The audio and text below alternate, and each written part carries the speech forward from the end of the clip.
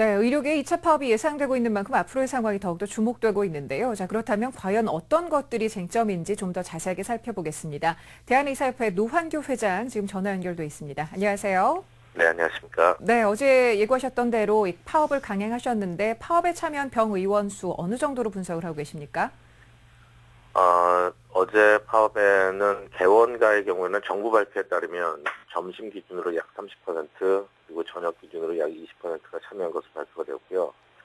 저희가 집계한 것에 따르면 약 절반 정도가, 50% 정도가 참여한 것으로 파악이 됐는데, 정부가 하루 휴진을 하면은 15일 동안 영업 정지를 시키겠다, 또 의사 면허를 취소시키겠다, 이제 많이 위축이 됐습니다. 그래서 그것을 피하기 위해서 단축 진료를 하루에 한두 시간만 진료하고 나머지 시간을 파업을 한 단축 진료를 하신 분들이 많은데, 그분들까지 포함한다면 약 한 60, 70% 정도 참여한 것으로 저희가 파악하고 있습니다. 네, 그러니까 의사협회에서 파악하시기로는 많은 의사들이 파업에 동참을 하고 계시다라는 네, 특히 입장이신데, 전공의들이 이제 한 7,000명 넘게, 한 7,500명 정도 참여해서요.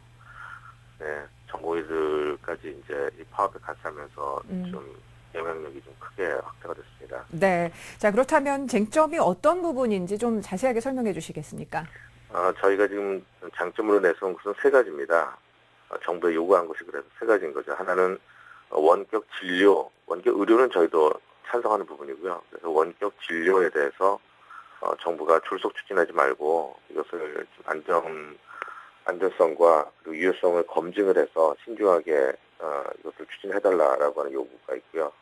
두 번째는 지금 정부의 의료 영리화 정책, 이제 편법적인 영리병원을 허용하는 것, 그것을 추진하지 말아달라, 혹은 보완을 해달라라고 하는 부분이고, 세 번째는 지금 건강보험 제도의 근본적인 문제점에 대해서 저희가 문제 제기를 하고 있는 것인데, 지금 건강보험 제도는 많은 국민들께서 아시는 것처럼 그렇게 정부가 선전하는 것처럼 좋은 제도가 아닙니다.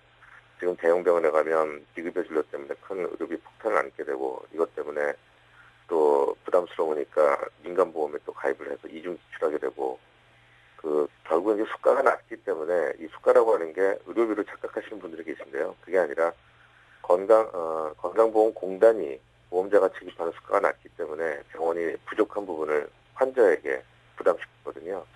그래서 이런 부분들을 정상적으로, 이 문제 해결을 해달라라고 하는 요구를 하는 것입니다.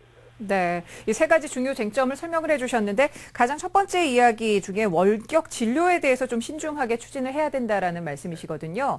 원격 진료, 원격 의료 어떻게 저희가 이해를 할 수 있을까요?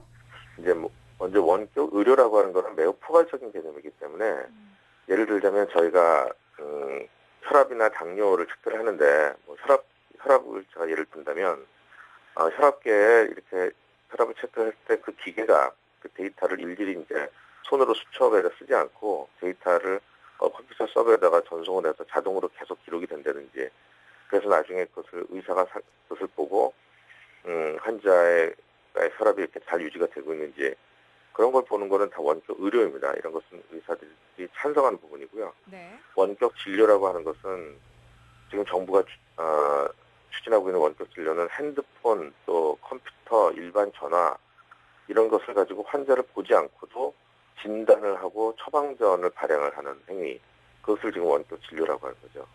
그것을 저희가 반대하는 것입니다. 네. 자, 그리고 또 하나의 문제점으로 제기를 하신 것이 이 의료 영리법인 허용에 대해서 보완을 하든지 아니면 너무 졸속적으로 추진하지 말아야 되겠다라는 말씀을 하셨는데 어떤 문제점이 지금 가장 크게 제기가 되고 있는 건가요? 네, 지금 우리나라 법은 돈벌이를 위해서 병원 사업을 할 수 없도록 법으로 규정해 놓고 있습니다. 즉 병원에 투자한 사람이 투자 수익을 가져가지 못하게 해놓은 것이죠. 그게 지금 현재 법인데, 정부는 이 법을 처음에는 이제 영리병원, 즉 병원에 투자한 사람이 투자 수익을 가져갈 수 있는 그런 법을 추진을 하다가 이제 이것이 저항에 부딪히니까 편법으로 이런 것을 열어놓기 위해서 이번에 투자 활성화 대책 이런 것을 마련한 것인데요.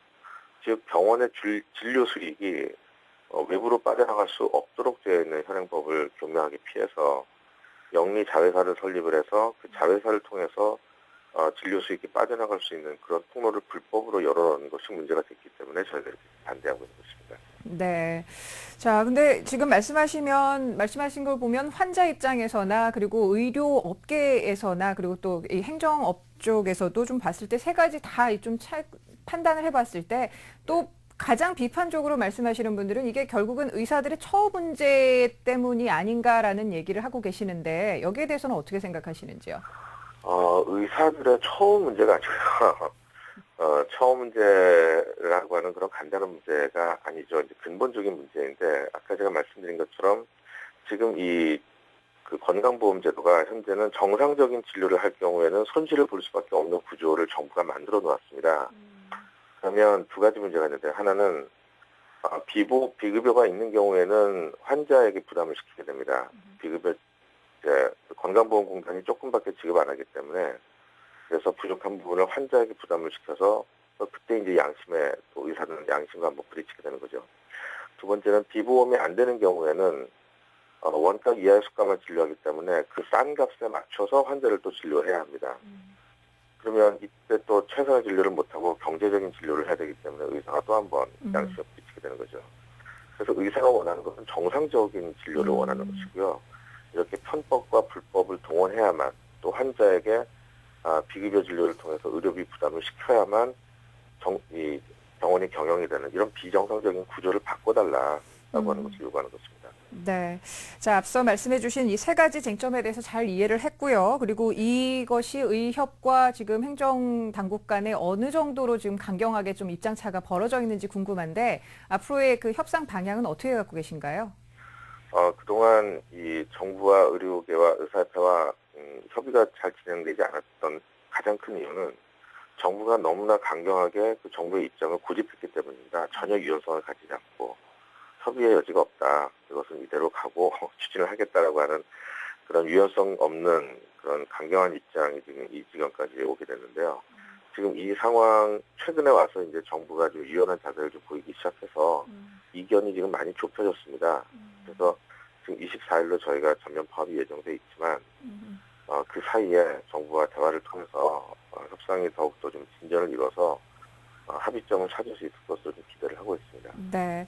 이 정부에서도 오늘 국무회의에 상정하는 것을 조금 미루고 숨고르기를 하는 것 같은데요. 아무쪼록 빨리 원만하게 해결점을 찾을 수 있었으면 하는 바람 가져봅니다. 오늘 설명 잘 들었습니다. 고맙습니다. 감사합니다. 고맙습니다. 네, 지금까지 대한의사협회 노환규 회장과 함께했습니다.